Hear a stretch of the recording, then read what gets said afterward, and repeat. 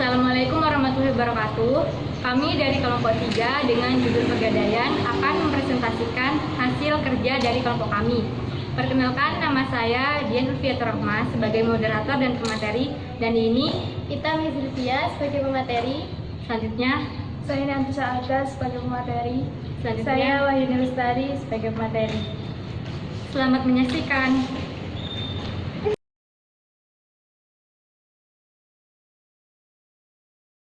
Yang pertama, saya akan menjelaskan mengenai pengertian pegadaian. Menurut Kitab Undang-Undang Hukum Perdata, Pasal 1950, gadai adalah hak yang diperoleh seorang yang mempunyai piutang atas suatu barang yang bergerak.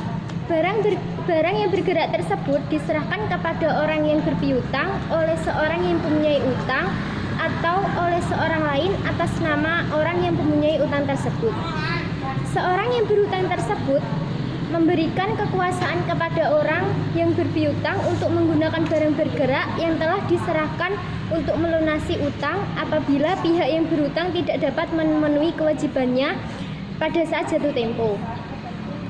Perusahaan Umum Pegadaian adalah satu-satunya badan usaha di Indonesia yang secara resmi mempunyai izin untuk melaksanakan kegiatan lembaga keuangan berupa pembiayaan dalam bentuk penyaluran dana ke masyarakat atas dasar hukum gadai yang telah saya jelaskan tadi. Materi yang kedua adalah sejarah pegadaian. Sebelum ke sejarahnya, di sini latar belakang pendirian pegadaian itu yang pertama untuk mencegah ijon, rentenir, dan pinjaman tidak wajar lainnya. Yang kedua untuk meningkatkan kesejahteraan rakyat kecil. Dan yang ketiga untuk mendukung program pemerintah di bidang ekonomi dan pembangunan nasional. Lalu sejarah pendirian perusahaan pegadaian. Kegiatan gadai pada sejarah peradaban manusia sudah terjadi di negara Cina pada tahun 3000 silam yang lalu. Sedangkan di benua Eropa dan kawasan Laut Tengah, gadai sudah dilaksanakan pada zaman Romawi. Awalnya bentuk gadai yang dilembagakan pegadaian secara formal berkembang di Italia yang kemudian dipraktekkan di wilayah Eropa lainnya seperti di Inggris dan Belanda. Belanda yang datang ke Indonesia membawa konsep gadai melalui VOC. Sejarah lembaga gadai pegadaian di Indonesia dimulai sejak tahun 1746 saat kedatangan gubernur VOC, salah satu maskapai perdagangan dari Belanda yang datang ke Indonesia, didirikan sebagai bentuk usaha untuk memperlancar kegiatan ekonomi Belanda. Untuk itu, Gubernur Jenderal Van Imhoff mendirikan Bank Van Lening di Batavia. Pada tanggal 20 Agustus 1746 dengan tujuan sebagai lembaga keuangan yang memberikan kredit dengan surat gadai. Melalui surat keputusan tertanggal 28 Agustus 1746 dengan modal awal sebesar 7.500.000 yang terdiri dari 2/3 modal milik VOC dan sisanya dari swasta. Ketika VOC bubar tahun 1800, maka usaha pegadaian diambil alih oleh pemerintah Hindia Belanda. Pada masa pemerintahan De Andes, peraturan gadainya dirubah kembali, yaitu tentang peraturan barang yang dapat diterima sebagai jaminan gadai seperti perhiasan dan lain-lain. Kedatangan Inggris di Indonesia setelah mengalahkan Belanda kemudian mengambil alih kekuasaan jajahan Belanda di Indonesia, yaitu pada tahun 1811 sampai 1816. Materi yang kedua adalah sejarah pegadaian.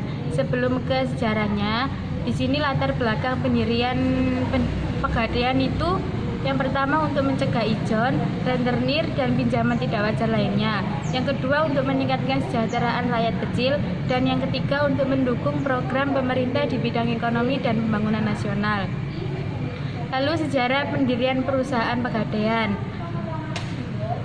Kegiatan gadai pada sejarah peradaban manusia sudah terjadi di negara Cina pada tahun 3000 silam yang lalu. Sedangkan di benua Eropa dan kawasan Laut Tengah, gadai sudah dilaksanakan pada zaman Romawi.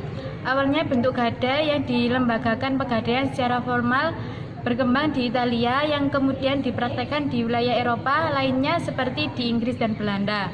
Belanda yang datang ke Indonesia membawa konsep gadai melalui VOC. Sejarah lembaga gadai pegadaian di Indonesia dimulai sejak tahun 1746 saat kedatangan gubernur VOC, salah satu maskapai perdagangan dari Belanda yang datang ke Indonesia, didirikan sebagai bentuk usaha untuk memperlancar kegiatan ekonomi Belanda. Untuk itu, Gubernur Jenderal Van Imhoff mendirikan Bank Van Lening di Batavia. Pada tanggal 20 Agustus 1746 dengan tujuan sebagai lembaga keuangan yang memberikan kredit dengan surat gadai.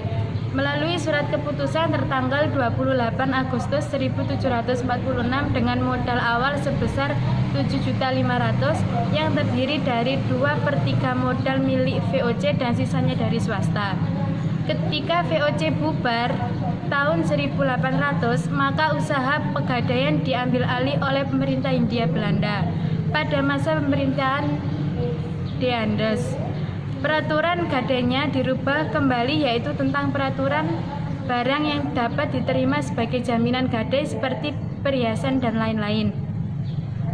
Kedatangan Inggris di Indonesia setelah mengalahkan Belanda kemudian mengambil alih kekuasaan jajahan Belanda di Indonesia, yaitu pada tahun 1811 sampai 1816.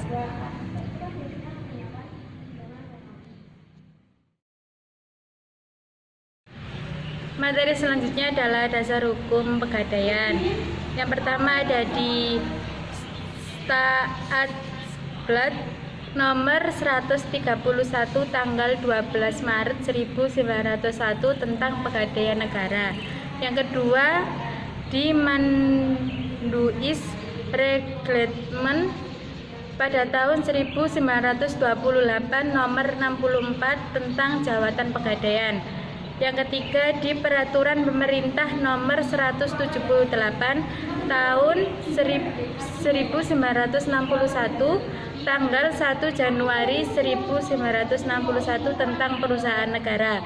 Yang keempat di Peraturan Pemerintah Nomor 7 Tahun 1969 tanggal 8 Oktober 1969 tentang Perusahaan Jawatan. Yang kelima, Peraturan Pemerintah Nomor 10 Tahun 1990 tanggal 10 April dan diperbarui dengan Peraturan Pemerintah Nomor 103 Tahun 2000 tanggal 10 November 2000 tentang Perusahaan Umum Perum.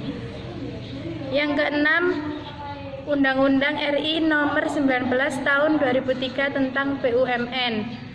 Yang ketujuh, Undang-Undang RI Nomor 40 Tahun 2007 tentang perseroan terbatas. Yang kedelapan, Undang-Undang RI Nomor 21 Tahun 2011 tentang Otoritas Jasa Keuangan OJK.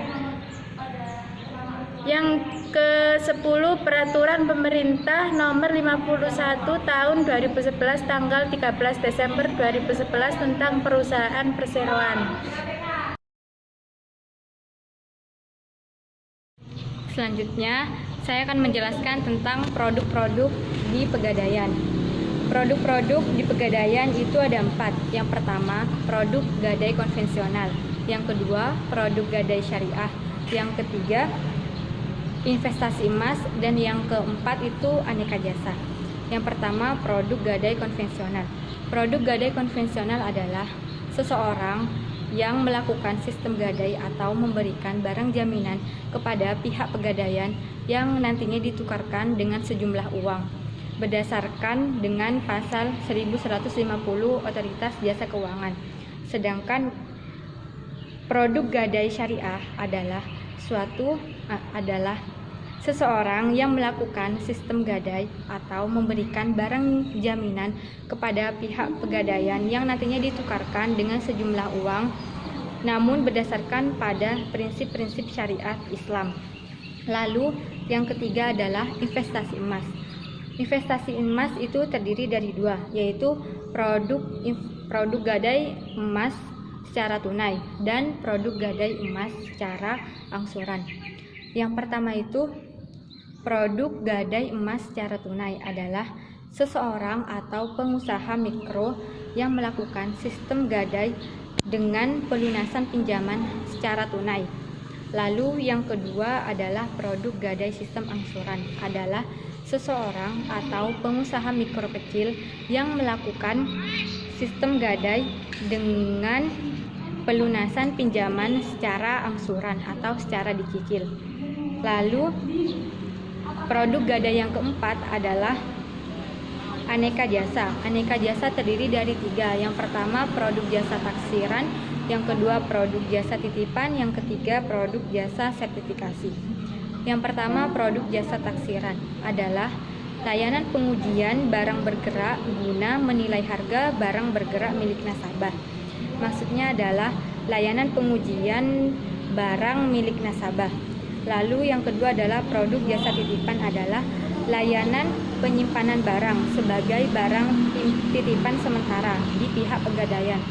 Yang ketiga adalah produk jasa sertifikasi, yaitu layanan pengujian atau penilaian keaslian atau orisinil dan kualitas barang yang akan digadaikan. Contohnya seperti permata, logam, emas.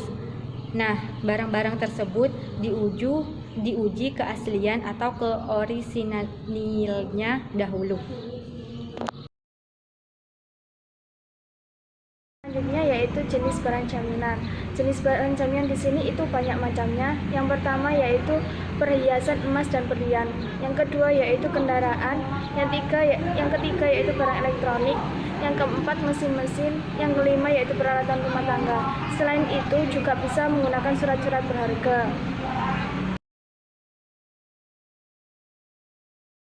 Selanjutnya yaitu mekanisme penggadaian. Yang pertama yaitu nasabah datang ke tempat penggadaian dengan membawa barang jaminan serta kartu identitas yang masih berlaku. Untuk selanjutnya, penaksir menaksir barang jaminan dan memberikan informasi besarnya uang pinjaman yang bisa diberikan berdasarkan nilai taksiran. Untuk selanjutnya, jika nasabah setuju, maka diterbitkan surat bukti gadai sebagai bukti transaksi.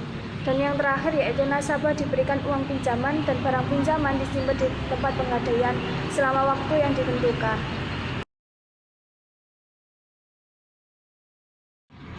Yang terakhir adalah masalah atau isu dalam pegadaian. Isu yang biasanya terjadi dalam pegadaian adalah masalah tentang keuangan yang biasanya berawal dari pola pikir hidup yang boros, yang tidak sesuai dengan penghasilan yang dimiliki oleh masyarakat. Karena pada dasarnya, keinginan dan kebutuhan seseorang tidak seimbang dengan penghasilan yang mereka miliki. Investasi bisa jadi salah satu cara untuk menjauhkan diri dari masalah keuangan, seperti membeli emas dan barang berharga lain dengan maksud untuk disimpan dan dibuat barang jaminan untuk ditukarkan ke uang nantinya. Dan apabila masalah keuangan sudah muncul, maka kita bisa menjual barang yang kita miliki, mencairkan simpanan atau meminjam sejumlah uang dengan jaminan barang yang kita miliki di pegadaian. Karena pegadaian adalah suatu lembaga pemberi pinjaman dengan sistem gadai yang telah ada dan berkembang di masyarakat sejak waktu yang lama.